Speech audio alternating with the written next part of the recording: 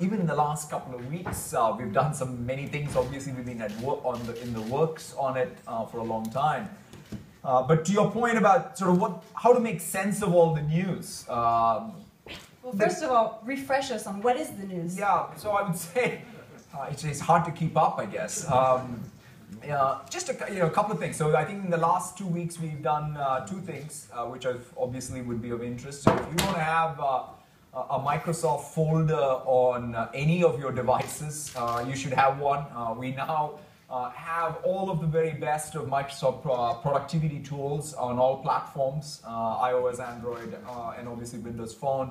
And that's great to see, and that was what we launched or announced last week. And then this week, in fact, yesterday in New York, I think that's something that has been in the works for a long time for me, is to really take what has been, I would claim, one of the best tool chains and runtimes in .NET and Visual Studio, and make it much more ubiquitous cross-platform. So we now have, first of all, the core .NET frameworks in open source, which means people here who are passionate about runtimes can contribute to it and help us be part of that community. And even Visual Studio, which I think is a fantastic IDE, and it's like when I think about all the productivity as a developer on it, and to have that tool available now for everyone to be able to use without any friction. And then even have things like the Android emulator and so on, so that you can write cross-platform applications on it, and you can even use it on the Mac and what have you, is sort of going to be very important to us. And these are more important than the specific news. The real agenda for us is how Microsoft itself transforms to thrive in what I describe as this mobile-first, cloud-first world. And to me, the worldview I have is it's not the mobility of the device, it's the mobility of the human experience. If you sort of even think about you get up in the morning, you use your phone, you go to your living room, you're playing with a different type of computing surface, you get to work, you have your notebook, you go to a conference room, you have in fact a bunch of co-workers with their tablets, notebooks, and large screens. The question is, how do we make it possible for you to have all your applications, all your data roam with you? It's not about just the device per se. And that's the world that we are building Microsoft for. And so Office 365 and Azure and even Windows, all three of those things are evolving and to thrive in that world. And that's really what's behind a lot of what we're doing. Great. Well, I was going to ask you actually you jumped right into it, on the mobile first, cloud first that we've heard you talk about a lot. I think also we have a lot of startups in the room. Microsoft, we also mentioned this earlier in a panel discussion, we're a mature company. And sometimes the startup ecosystem doesn't feel that we're really innovative. How are we actually innovating inside Microsoft? I mean, the key to any large company or any company in this business, we are 39 years old. I mean, we started writing 39 years ago. Bill and Paul wrote the basic interpreter, and here we are 39 years after that. And it takes constant renewal. I'll tell you a couple of things that I'm excited about, right? Or in terms of the innovation that I believe companies like ours, and in particular Microsoft, can do, and I think will change the world again. In fact, I so distinctly remember in 1994, we hired our first researcher in speech out of Carnegie Mellon. And I remember Bill sending an all-company mail about how great it's going to be. We're going to have speech in Windows. And here we are today talking about Skype Translate.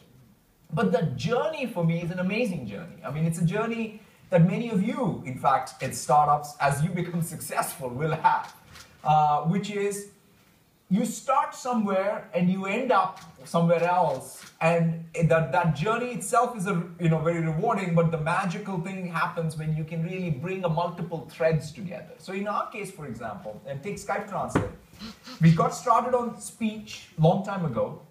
The first time we really got good at speech recognition was because of Kinect in Xbox. Then speech synthesis, in fact, came more on the business side when we started doing IVR with Link. And so our speech synthesis got better there. Machine translation came out of what we were doing in Bing because you wanted to translate web pages. So machine translation grew out of our Bing. But the fascinating thing that happened for us, even in just the last 12 months or so, was we were able to put these three technologies together into one deep neural net model and populate it or train it with Skype data. Now think about that juxtaposition, right? Which is, it's sort of something where things developed in different places, but you got to seize these opportunities when you have scale of something. I mean, Skype, 300 plus million users constantly, across a huge geographic footprint. And you take that data, you take this neural net technology, because we were investing in building out deep neural nets at the same time, and now magic can happen. I mean, one of the oldest challenges of human beings, which is to be able to talk across two languages without needing an interpreter, is pretty magical. So that's one example.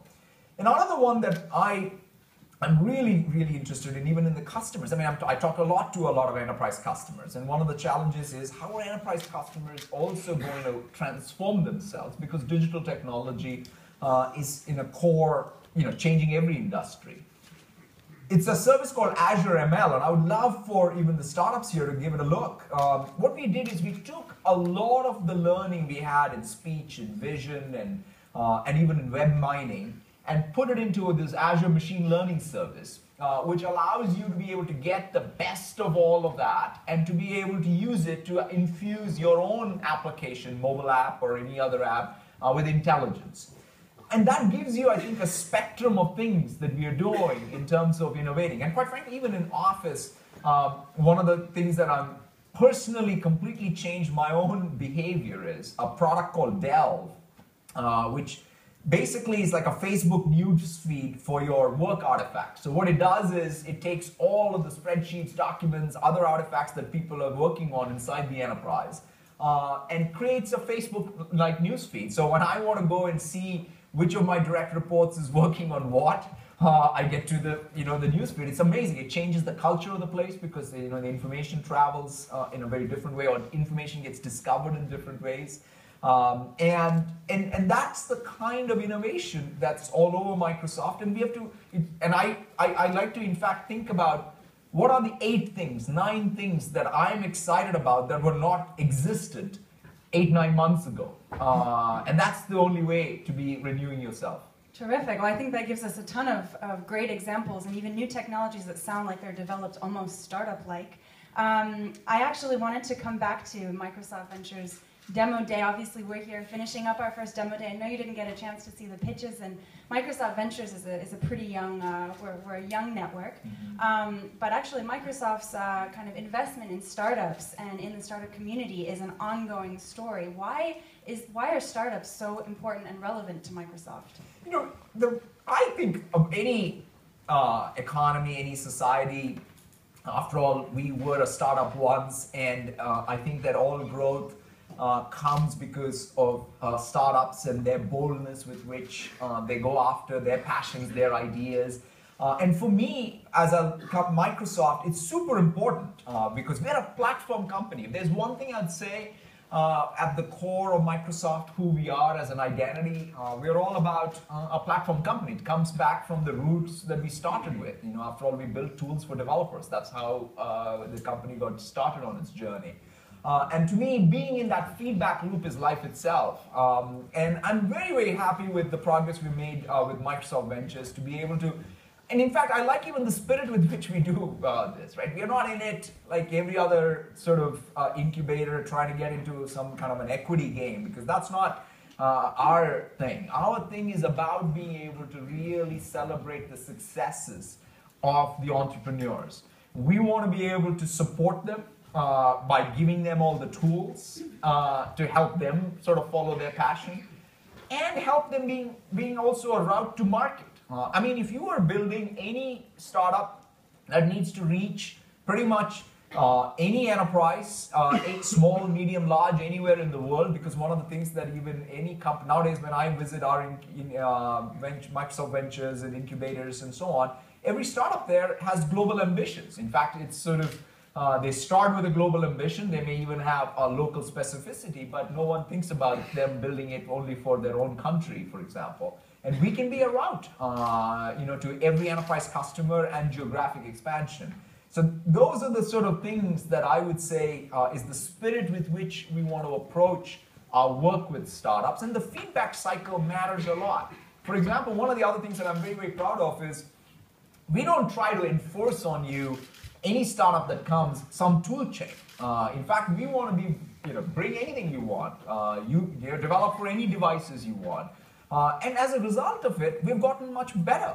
If you look at, I believe someone was telling me in Microsoft France, Azure has got perhaps one of the higher percentages of Linux. I mean, all world over, Azure already has something like 20-25% is Linux VMs. And that's great. We have full support for Java, full support for .NET. We have, I think of Linux as a first-class runtime. We keep improving the distros. Any data stack that you love. I know in France, the last time I was here, I was talking to a lot of the startups. Man, you guys love the various data stacks. Wonderful. Bring anything that you like onto Azure. We want to have first-class support, and it makes that feedback cycle very important for us. Terrific, and I think I'm going to just finish up with one question. This is probably the most important question for the startups, so listen up. We have a lot of terrific entrepreneurs, investors in the room today. What is your advice, especially for the entrepreneurs? What are your thoughts for them as startups, as young companies that want to go international? One of the things that people talk a lot about is what gets someone to become an entrepreneur. I mean, it's just a fascinating mindset, right? You really have to be slightly delusional to be an entrepreneur, because you have to suspend disbelief. You have to believe about your own idea and have deep passion to go pursue it. So in some sense, quite honestly, before I give advice, I take a lot of inspiration from what you're doing. It takes a lot of guts. It takes a lot of energy to be an entrepreneur. And I think that therein lies, I think, your secret to success, which is your ability to overcome every constraint and every obstacle, and do it with the boldness and the risk-on nature of it. I think it's fantastic. If anything, I would say, especially for entrepreneurs, is you got to sustain that sense of energy over a long period of time, because we all know. And you are grounded in it. The mortality rate is super high. And that means you will be thrown curveballs, day in and day out. And you have to be able to overcome that. And so being a source of energy in your small team, especially if you're a CEO of a startup, I like to sort of observe them a lot, because you can't have a bad day. You're all the time. You get up in the morning, you're coding. In the afternoon, you're talking to your investors. In the evening, you're hiring. And that constant sense of energy and passion for what you're doing is what I think it takes. And to never give up, which is what makes you who you are in terms of the core makeup. And I think that for me, I am personally inspired by that. And I think that even from a Microsoft culture, that's what really my dream is. My dream is not that, okay, we have a large organization. My hope is that every team inside of Microsoft feels both that sense of energy and empowerment and goes about it. And I also would say, I am excited to even have some of you join us. In fact, I think we bought a company out of France. We're part of Microsoft now, Capitan, and it's great. In fact, one of the guys who's doing a lot of our data work, he was a founder of Couchbase. So we have many people who were entrepreneurs who then built a successful company, got to Microsoft, are doing even larger projects for us and trying to change the world. And I feel that that's something that culturally is super important. Terrific. I can say that the ventures team feels like a startup inside Microsoft. That's true. That is true. Well, thank you so much, Satya, for being with us today. I'd like to invite all the startups that pitched today onto stage. If you guys will Thank you so much. Thank you.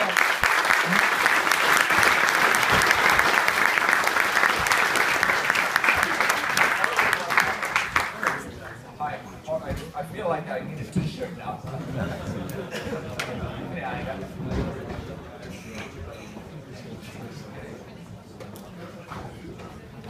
And the ventures team as well. You guys know who you are?